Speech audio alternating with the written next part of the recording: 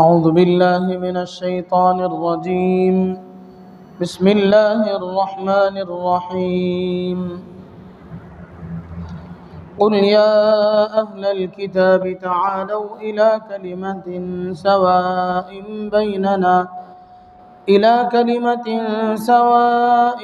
بيننا وبينكم ألا نعبد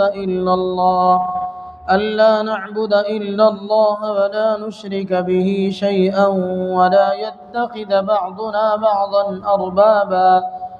أربابا من دون الله فإن تولوا فقولوا اشهدوا بأننا مسلمون. يا أهل الكتاب لم تحاجون في إبراهيم وما أنزلت التوراة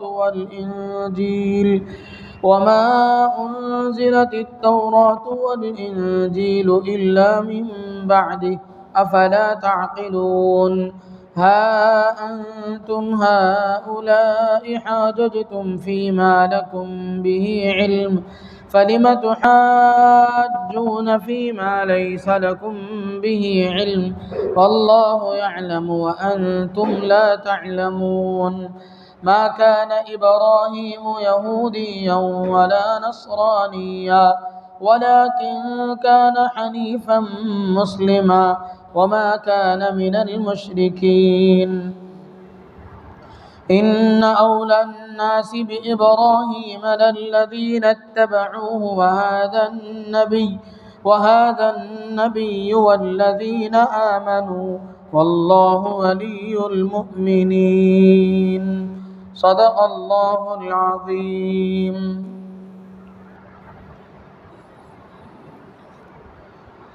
قل يا أهل الكتاب تعالوا إلى كلمة سواء بیننا و بینکم. آپ فرما دیجئے کہ اے اہل کتاب آ جاؤ ایسی بات کی طرف جو تمہارے اور ہمارے درمیان برابر ہے. اللہ نعبد الا اللہ، کیا چیز ہے وہ برابر ہمارے تمہارے درمیان میں؟ یہ کہ ہم عبادت نہ کریں مگر اللہ کی. ولا نشرک بہ شیئا، اور اللہ کے ساتھ کسی بھی چیز کو شریک نہ ٹھہرائیں. ولا يتخذ بعضنا بعضا اربابا من دون اللہ، اور اللہ کو چھوڑ کر ہم میں سے کوئی کسی دوسرے کو رب نہ بنائے. فإن تولوا فقولوا اشهدوا بأننا مسلمون، سو اگر وہ روگردانی کریں تو کہہ دیجئے کہ تم گواہ رہو کہ ہم فرما بردار ہیں. یا اہل الکتاب، اے اہل کتاب، لم تحاجون فی ابراہیم، تم کیوں حجت کرتے ہو حضرت سیدنا ابراہیم علیہ السلام کے بارے میں؟ وما انزلت التوراۃ والانجیل الا من بعدہ، حالانکہ توریت و انجیل تو ان کے بعد اتاری گئی. افلا تعقلون، کیا تم عقل نہیں رکھتے؟ ہا انتم ہؤلاء حاججتم فیما لکم بہ علم فلم تحاجون فیما لیس لکم بہ علم. تم ایسے لوگ ہو جنہوں نے اس چیز میں جھگڑا کیا جس کا تمہیں کچھ علم تھا، پھر تم کیوں حجت کرتے ہو اس بات میں جس کا تمہیں علم ہی نہیں. واللہ یعلم وانتم لا تعلمون، اللہ تبارک و تعالی جانتا ہے تم نہیں جانتے. ما كان ابراہیم یہودیا ولا نصرانیا ولكن كان حنیفا مسلما وما كان من المشرکین. حضرت ابراہیم نہ یہودی تھے نہ نصرانی تھے، وہ حق کو اختیار کرنے والے فرما بردار تھے اور مشرکین میں سے بھی نہیں تھے.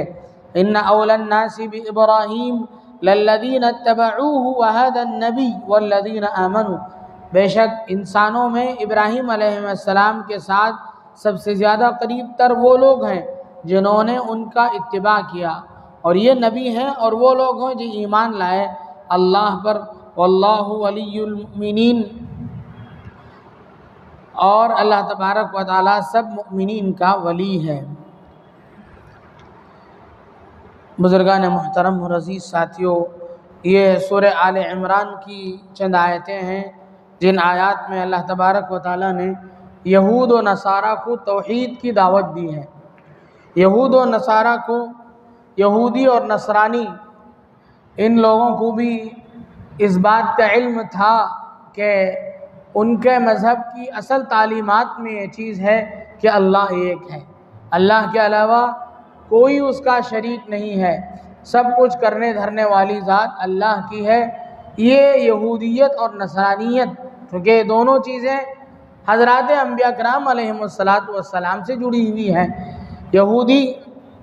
یہود کی طرف اللہ تبارک و تعالیٰ نے نبی بھیجا، انہی کی تعلیمات پر یہ لوگ عمل کر رہے تھے، بعد میں انہوں نے اپنے مذہب کو تبدیل کر دیا، بعد میں انہوں نے اپنی تعلیمات میں آگے پیچھے کر دیا۔ مذہب نصرانیت، حضرت عیسیٰ علیہ السلام کو ماننے والے نصرانی عیسائی، حضرت عیسیٰ علیہ السلام بھی وحدانیت کی تعلیم لے کر کے اس دنیا میں تشریف لائے تھے، اور انہوں نے بھی ایک اللہ کی دعوت دی تھی۔ تو گویا یہ لوگ یہودی اور نصرانی یہ دونوں اس بات سے بخوبی واقف تھے، ان کے جو بڑے ہیں وہ پوری طریقے سے جانتے تھے کہ اصل کیا چیز ہے، اللہ کی وحدانیت ہی اصل چیز ہے، یہ سب چیزیں یہ لوگ جانتے تھے۔ بعد میں انہوں نے اپنی تعلیمات میں آگے پیچھے کر دیا، ان کی تعلیمات میں ان پر جو باتیں نازل کی گئیں، ان کو جو تعلیمات دی گئیں، ان میں گڑبڑ کر دی گئی۔ تو اصل چیز کی تو ان کو معلوم ہے، تو اسی کی طرف ان کو دعوت دی گئی۔ اللہ کے نبی صلی اللہ علیہ وسلم نے اپنے زمانے میں جب دعوت کا کام شروع کیا، اللہ کے بندوں کو اللہ کی طرف بلانے کا کام شروع کیا، تو مختلف مراحل میں آپ نے مختلف کام کیے۔ سب سے پہلا کام تو یہ کیا کہ آپ نے اپنے قریبی رشتہ داروں کو دین کی دعوت دی، وانذر عشیرتک الاقربین، یعنی آپ اپنے قریبی رشتہ داروں کو دین کی دعوت دیجئے۔ تو آپ نے پہلے اپنے رشتہ داروں کو دعوت دی، پھر علاقے کے لوگوں کو بلایا، پھر دور و دراز تک اپنے مشن کو پھیلایا، اللہ کی وحدانیت کو دور دور تک پہنچایا۔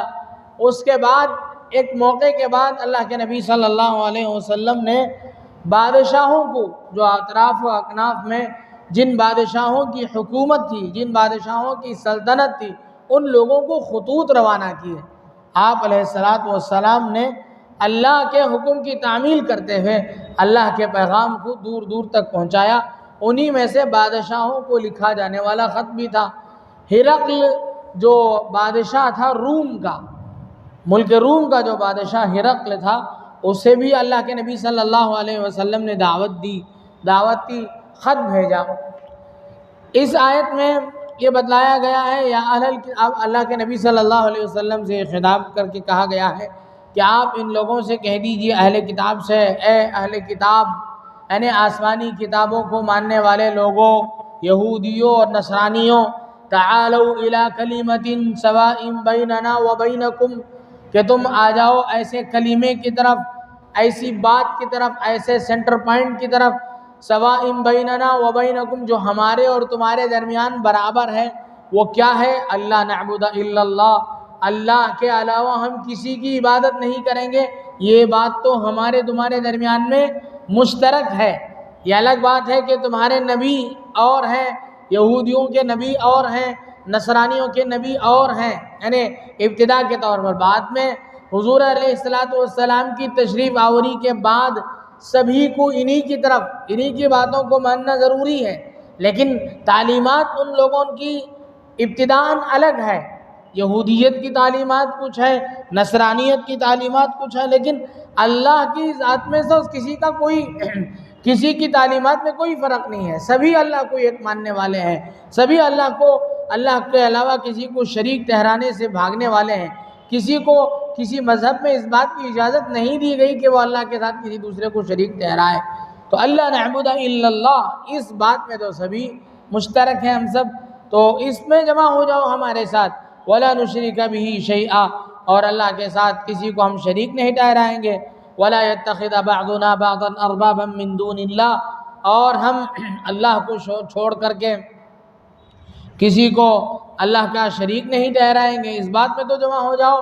فَإِن تَوَلَّوْا، اگر تم اس سے اعراض کرتے ہو، روگردانی کرتے ہو، منہ موڑتے ہو، فَقُولُوا اشْهَدُوا بِأَنَّا مُسْلِمُونَ، تو آپ اے نبی کہہ دیجئے کہ ہم مسلمان ہیں۔ اس آیت کا یہ مطلب ہے کہ جو مخالف قوم ہے، اللہ کے نبی صلی اللہ علیہ وسلم کسی قوم کو دعوت دے رہے ہیں، ان کے نزدیک جو ان کو دعوت دینے کا بہترین طریقہ یہ ہوگا کہ جو باتیں ان میں مشترک ہیں پہلے اس میں دعوت دے دی جائے، بعد میں پھر دھیرے دھیرے ان کو سمجھا کر کے پورے اسلام میں داخل کر لیا جائے۔ یہ اصل مقصود تھا۔ ایسا نہیں ہے کہ تم یہودی رہو اور نصرانی رہو لیکن صرف اللہ کی وحدانیت کی دعوت دینے میں، توحید کے کام میں ہمارے شریک رہ جاؤ، باقی اپنے دین پر رہو، یہ ہرگز اس کا مطلب نہیں ہے۔ اللہ کے نبی صلی اللہ علیہ وسلم نے جب ہرقل کو خط لکھا تو اس میں بھی لکھا سلام علی من اتبع الہدا، یہ لفظ آپ نے پہلے لکھا کہ ہدایت کی اتباع کرنے والے پر سلامتی ہو، یعنی اپنے مذہب پر رہتے ہوئے توحید کی دعوت دو، یہ مقصود نہیں ہے، پہلے ہدایت پر آ جاؤ، اللہ کو ایک مان لو، اپنے نظریات سے، اپنی باتوں سے توبہ کر لو، اس کے بعد ہی تمہاری ایمان کا اعتبار ہوگا۔ ایسا نہیں ہے کہ تم یہودی ہی ہو، نصرانی ہی ہو، پھر توحید کی بھی دعوت دے رہے ہو، اس سے تمہارا ایمان قابل قبول ہو جائے گا اللہ کے ہاں، یہ نہیں ہو سکتا ہے۔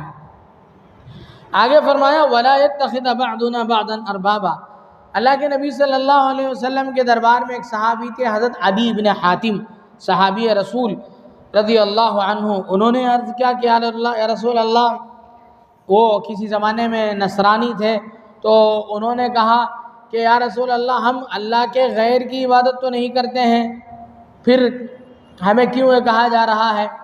تو آپ نے فرمایا کہ وہ لوگ تمہارے لیے کچھ چیزوں کو حلال اور کچھ چیزوں کو حرام قرار دیتے ہیں اور تم ان کی باتوں میں عمل کرتے تھے، یعنی کفار کی کچھ باتوں پر تم عمل کر لیتے تھے، کچھ چیزیں تمہارے لیے حلال سمجھتے تھے، اسے تم حلال سمجھ لیتے تھے، کچھ چیزوں کو وہ حرام قرار دیتے تھے، تم ان کی باتوں پر عمل کر لیتے تھے۔ کسی کی بات کو، کسی مذہب کی بات کو اس طریقے سے تسلیم کر لینا، یہ ان کی تعلیمات میں ان کو رب تسلیم کرنے میں داخل ہے، کیونکہ حلال اور حرام قرار دینا صرف اللہ کی شان ہے، کوئی ذات اللہ کے علاوہ کسی چیز کو حلال یا حرام نہیں قرار دے سکتی ہے۔ اللہ کے نبی صلی اللہ علیہ وسلم بھی کسی چیز کو حلال یا حرام قرار دیتے ہیں تو اللہ کے حکم سے کرتے ہیں۔ تو یہ وَلَا يَتَّخِذَ بَعْضُنَا بَعْضًا أَرْبَابًا مِّن دُونِ اللَّهِ کا یہ خلاصہ ہوا۔ آگے فرمایا یا اہل الکتاب لِمَ تُحَاجُّونَ فِي إِبْرَاهِيمَ وَمَا أُنزِلَتِ التَّوْرَاةُ وَالْإِنجِيلُ إِلَّا مِن بَعْدِهِ أَفَلَا تَعْقِلُونَ۔ ان آیات کا خلاصہ یہ ہے کہ یہودی اور نصرانی دونوں لوگ، تین بڑے مذاہب، یہودیت، نصرانیت اور کفار، اور مسلمان بھی اس کے بعد جب سے اسلام آیا مسلمان بھی، حضرت سیدنا ابراہیم علیہ السلام کو اپنا آدمی سمجھتے تھے۔ مشرکین بھی یہ کہتے تھے کہ ابراہیم علیہ السلام ہمارے آدمی ہیں، یہودی یہ کہتے تھے کہ ابراہیم علیہ السلام تو یہودی تھے، نصرانی یہ کہتے تھے کہ ابراہیم علیہ السلام نصرانی تھے۔ کیوں؟ حضرت ابراہیم علیہ السلام کی شخصیت اس پورے علاقے میں، اس زمانے میں بڑی شہرت کی حامل تھی، لوگ حضرت ابراہیم علیہ السلام حضرت ابراہیم کی بڑی قدر کرتے تھے، ان کی بڑی دل سے عزت کرتے تھے، ان کو اپنا بڑا سمجھتے تھے، اس لیے ہر فرقے کا ماننے والا یہ کہتا تھا کہ ابراہیم علیہ السلام ہمارے قوم کے آدمی تھے۔ یہودی یہ کہتے تھے کہ حضرت ابراہیم ہمارے آدمی ہیں، نصرانی یہ کہتے تھے کہ حضرت ابراہیم علیہ السلام نصرانی تھے، اور مسلمان تو حضرت ابراہیم کو اپنا بڑا مانتے ہی ہے، مشرکین بھی کہتے تھے۔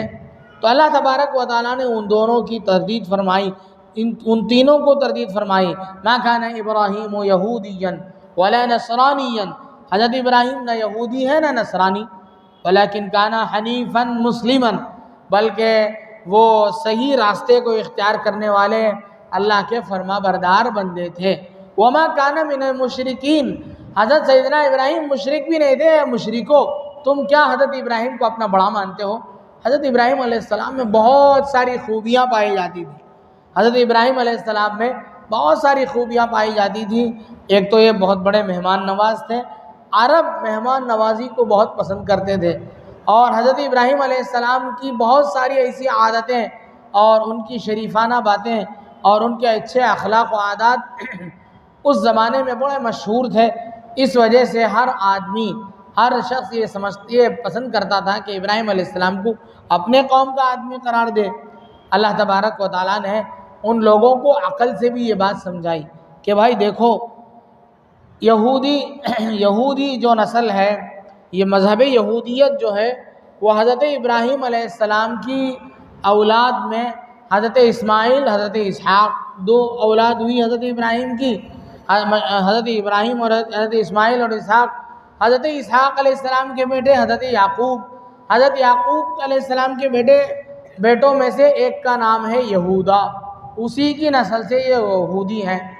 اور اگر اوپر کو چلے جائیں ذرا، حضرت ابراہیم کے 2 بیٹے ہیں حضرت اسماعیل اور حضرت یعقوب، حضرت اسماعیل اور حضرت اسحاق۔ حضرت اسماعیل کی اولاد کو بنو اسماعیل کہا جاتا تھا، اور حضرت اسحاق علیہ السلام کی اولاد کو بنی اسرائیل کہا جاتا تھا، اس لیے کہ حضرت اسحاق کا دوسرا نام ہی اسرائیل تھا۔ تو اس اعتبار سے بنی اسرائیل حضرت ابراہیم علیہ السلام کی اولاد میں سے تھے۔ اب بنی اسرائیل کا یہ کہنا، یہودیوں کا یہ کہنا کہ حضرت ابراہیم یہودی تھے، یہ کیسے ہو سکتا ہے؟ اس لیے کہ ان کا زمانہ یہودیوں کے زمانے سے بھی پہلا تھا۔ حضرت ابراہیم علیہ السلام یہودی اس وقت ہوتے جب مذہب یہودیت پہلے دنیا میں ہوتی، اس کے بعد حضرت ابراہیم آتے اور مذہب یہودیت کے فالوور بنتے، تب تو یہودیوں کو یہ کہنے کا حق ہوتا کہ حضرت ابراہیم یہودی تھے، تب تو یہ کہنے کا حق پہنچتا۔ اب دوسری بات، نصرانیوں کا یہ کہنا کہ حضرت ابراہیم نصرانی تھے، وہ تو بہت ہی دور کی بات ہے، اس لیے کہ حضرت سیدنا ابراہیم علیہ السلام کی پیدائش اور ان کا زمانہ تقریباً 2160 سال پہلے ہے قبل مسیح۔ حضرت عیسیٰ علیہ السلام کی پیدائش سے 2160 سال پہلے حضرت سیدنا ابراہیم علیہ السلام کا زمانہ تھا، اور اب کے حساب سے تقریباً 4000 سال سے بھی زیادہ پرانا زمانہ حضرت ابراہیم علیہ السلام کا تھا اب کے حساب سے۔ الغرض اس زمانے کے حساب سے نصرانیوں کا یہ کہنا کہ وہ نصرانی تھے، یہ تو بالکل عقل سے دور بات ہے کہ 2000 سال بعد تم آؤ دنیا میں، اور 2000 تقریباً 2500 سال پہلے جو نبی دنیا سے چلے گئے ان کو یہ کہنے لگو کہ وہ نصرانی تھے، یہ تو عقل میں بھی آنے والی بات نہیں۔ اللہ نے فرمایا ما انزلت التوراۃ والانجیل الا من بعدی، تورات اور انجیل تو حضرت ابراہیم کے بعد نازل کیے گئے، تم کہاں سے کہتے ہو کہ حضرت ابراہیم علیہ السلام یہودی تھے، نصرانی تھے، یہ کہاں سے کہہ رہے ہو؟ افلا تعقلون، سمجھ نہیں ہے تمہیں؟ تمہارے اندر عقل نام کی کوئی چیز نہیں ہے، یہ کیسے ہو سکتا ہے؟ آگے اللہ تبارک و تعالیٰ نے فرمایا کہ تم لوگوں نے حضرت موسیٰ علیہ السلام کے بارے میں پتہ نہیں کیا کیا کہا۔ خیر، حضرت موسیٰ علیہ السلام کے بارے میں تم نے جو کچھ غلط کہا وہ غلط، اگر غلط ہے تو وہ غلط ہی ہے، لیکن کچھ تو تمہیں کہنے کا کہہ سکتے ہو۔ لیکن حضرت ابراہیم علیہ السلام، ان کے بارے میں تمہیں علم ہی نہیں، وہ تو بہت پرانے آدمی ہیں، تم ان کے بارے میں کیسے کہتے ہو؟ ان کے بارے میں کوئی معلومات ہی نہیں۔ فرمایا حاججتم فیما لکم، تم لوگوں نے جھگڑا کیا، حجت بازی کی اس مسئلے میں جس مسئلے میں تمہیں کچھ نہ کچھ علم تھا، جس مسئلے میں تمہیں کچھ نہ کچھ شدت تھی، جس مسئلے میں تمہیں کچھ نہ کچھ معلومات حاصل تھی، وہ ہے حضرت موسیٰ علیہ السلام کے بارے میں تمہارا کچھ نہ کچھ کہنا۔ البتہ حضرت ابراہیم علیہ السلام، ان کے بارے میں تو تمہیں کچھ بھی نہیں معلوم ہے، وہ بہت پرانے آدمی ہیں، ان کے بارے میں تم کیسے جھگڑتے ہو کہ وہ یہودی تھے یا نصرانی تھے؟ واللہ یعلم وانتم لا تعلمون، اللہ تبارک و تعالی جانتا ہے، تم نہیں جانتے ہو۔ آگے فرمایا ما کان ابراہیم یہودیا ولا نصرانیا ولکن کان حنیفا مسلما وما کان من المشرکین، حضرت سیدنا ابراہیم نہ یہودی تھے نہ نصرانی تھے، البتہ وہ حق کو اختیار کرنے والے اللہ کے فرما بردار بندے تھے، اور وہ مشرکین میں سے بھی نہیں تھے۔ آگے فرمایا ابراہیم علیہ السلام کے ساتھ کس کا زیادہ تعلق ہے؟ فرمایا ان اول الناس بابراہیم للذین اتبعوه وهذا النبی، حضرت ابراہیم علیہ السلام کے ساتھ سب سے زیادہ قریب وہ لوگ ہیں جنہوں نے ان کی اتباع کی، حضرت ابراہیم علیہ السلام کی تعلیمات کو جن لوگوں نے مانا وہ ان سے قریبی ہیں۔ وهذا النبی والذین آمنوا، اور یہ نبی حضرت محمد اور ان کے متبعین، یہ لوگ حضرت ابراہیم سے زیادہ قریب ہیں۔ کس لیے زیادہ قریب ہیں؟ کیا حضرت ابراہیم ان کے زمانے کے تھے؟ نہیں، زمانے کے تو تھے پرانے، لیکن محمد الرسول اللہ صلی اللہ علیہ وسلم نے اپنی تعلیمات میں بہت ساری باتوں کو ابراہیم علیہ السلام کی بہت ساری باتوں کو اپنی تعلیمات میں شامل فرمایا، اور ہماری بہت ساری باتیں ایسی ہیں جو حضرت ابراہیم علیہ السلام کی شریعت میں تھی اور آپ کے اعمال تھے، جیسے سنت ابراہیمی ہے، ختنہ ہے، اور قربانی ہے، حج کے اعمال ہیں، بہت ساری چیزیں ہیں جس میں ہم حضرت سیدنا ابراہیم علیہ السلام کے فالوورز ہیں اور ان کی تعلیمات کو ہم ماننے والے ہیں، اس وجہ سے کہ ہمارے نبی نے ان کی ملت کو ان کی ملت کی کچھ چیزوں کو فالو کرنے کی تعلیم دی۔ خود قرآن کریم میں ہے ملت ابیکم ابراہیم، سورہ حج میں ہے کہ ابراہیم توحید عقیدہ توحید اور عقیدے میں ایک بات یہ ہے کہ توحید اور عقیدے میں تمام انبیاء اکرام علیہ السلام یہ ایک ہے۔ حضرت ابراہیم علیہ السلام وحدانیت میں سب سے زیادہ کام کرنے والے تھے، شرک کے خلاف سب سے زیادہ آواز اٹھانے والے انبیاء کرام میں سے حضرت ابراہیم علیہ السلام تھے، اور امتوں میں جس امت نے شرک کا کفر کا مقابلہ زیادہ کیا وہ امت محمدیہ ہے، اس لیے امت محمدیہ حضرت ابراہیم علیہ السلام کے قریب ہیں۔ تو ہم لوگ اور اللہ کے نبی محمد رسول اللہ صلی اللہ علیہ وسلم اور حضرت ابراہیم کی تعلیمات کو ماننے والے، یہ تو حضرت ابراہیم کے آدمی ہوئے، نہ یہودی ہوئے نہ نصرانی ہوئے۔ آگے فرمایا واللہ ولی المؤمنین، اللہ ایمان والوں کا ولی ہے، اللہ ایمان والوں کا دوست ہے، اللہ ایمان والوں کی مدد کرنے والا ہے، نصرت کرنے والا ہے، حفاظت کرنے والا ہے۔ اللہ تبارک و تعالی واللہ ولیہم نہیں فرمایا، پیچھے مؤمنین کا تذکرہ موجود ہے۔ اصل عربی قاعدے کے اعتبار سے تو یہ کہہ دینا چاہیے تھا واللہ ولیہم، اللہ تبارک و تعالی ان لوگوں کا دوست ہے جن کا پہلے تذکرہ گزرا، لیکن یہاں صراحتاً مؤمنین کا لفظ لایا گیا اس بات کو بتانے کے لیے کہ اللہ مؤمنین کا دوست، مؤمنین کا محافظ اس وجہ سے ہے کہ وہ ایمان کی دولت سے مالا مال ہیں۔ اگر ان کے اندر ایمان میں کمزوری ہوگی، اسلامی تعلیمات میں وہ کمزور رہیں گے تو پھر اللہ کی ان سے کوئی دوستی نہیں ہے، اللہ ان کی حفاظت کرنے والا نہیں ہے۔ اسی لیے فرمایا گیا وَأَنْتُمُ الْأَعْلَوْنَ إِن كُنتُم مُؤْمِنِينَ، اگر تم ایمان والے ہو، اگر تم اسلامی تعلیمات پر مکمل چلنے والے ہو، تب اللہ کی مدد اور نصرت تمہارے ساتھ ہوگی اور تم سربلند رہو گے۔ اگر اسلامی تعلیمات کو تم نے چھوڑ دیا اپنے ہاتھوں سے تو پھر اپنی سربلندی کو سوچنا تمہارا محض خواب و خیال ہو سکتا ہے، تم کبھی کامیابی سے ہمکنار نہیں ہو سکتے ہو، یہ فرمایا گیا۔ آخر میں یہ جو لفظ ہے واللہ ولی المؤمنین، اسے بڑے لوگوں نے، اللہ کے جو تجربہ رکھنے والے جو عاملین ہیں، ان لوگوں نے اس کے وظیفے کو بہت مجرب قرار دیا۔ جب حالات مسلمانوں کے خلاف ہوں، بہت ہی گمبھیر مسائل کھڑے ہو جائیں، پریشان کن حالات ہو جائیں، تو اس جملے کا ورد کرنا واللہ ولی المؤمنین، واللہ ولی المؤمنین، اس کا ورد کرنا، اس کا ذکر کرنا، اس کی تسبیح پڑھنا زیادہ فائدہ مند قرار دیا گیا ہے۔